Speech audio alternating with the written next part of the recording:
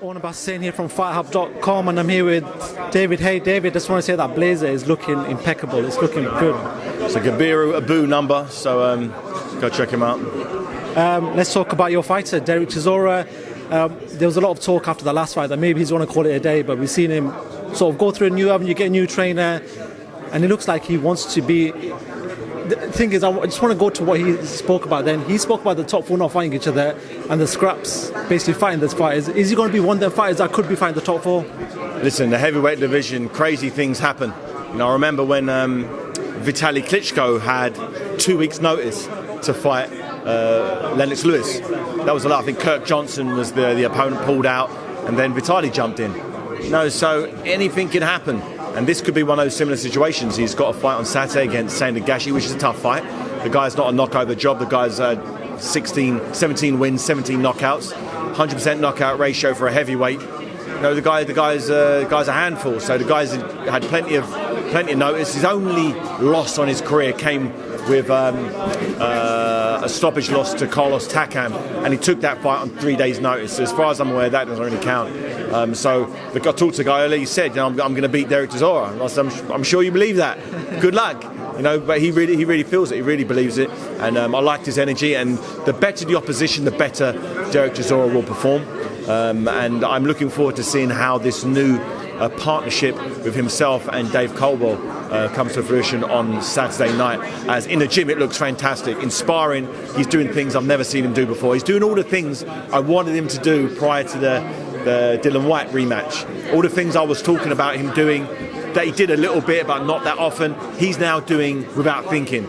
So as far as his technical ability, I feel he's really been fast-tracked. The same way physically he was better for the second Dillian Whyte fight in terms of his engine, in terms of punch output, walk coming forward. I think his technical side has increased that much as well. So if you get someone who's physically and technically improving in all areas, you've got yourself a real problem.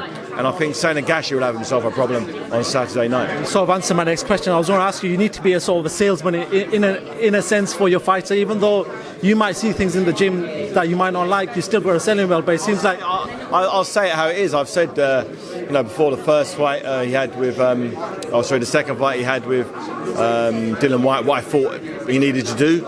And, he did some of it, he didn't do some of it.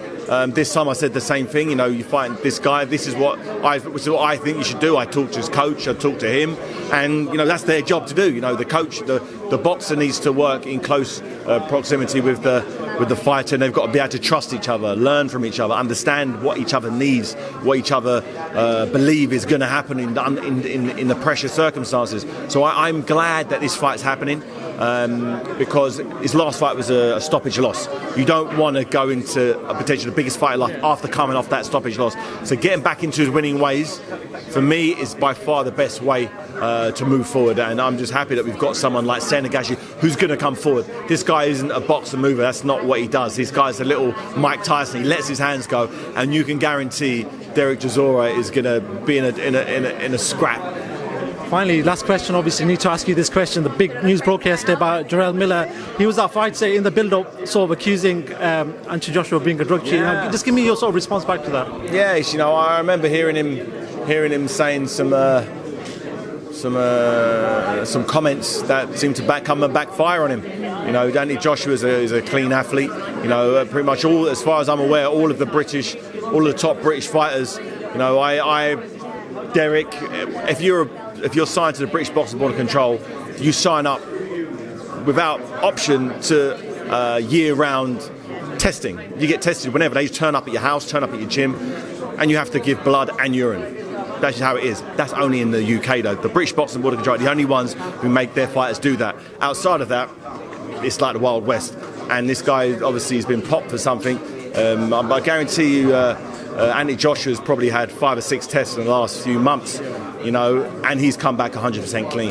So for me, I'm just fortunate. I'm just happy that this scenario gives a clean fighter an opportunity at that life-changing money, and that life-changing purse, and that life-changing opportunity. It's not. I believe he's unsubscribed himself as someone who deserves a title shot because he cheated. But there are fighters who work hard day in, day out, living clean, making their sacrifices, who deserve a shot. And whoever gets in the ring with AJ, I believe, deserved that shot more than Baby Miller because of the cheating. Cool. David Haye, thank you very much. Talk to FightHype.com. Appreciate that. Thank you.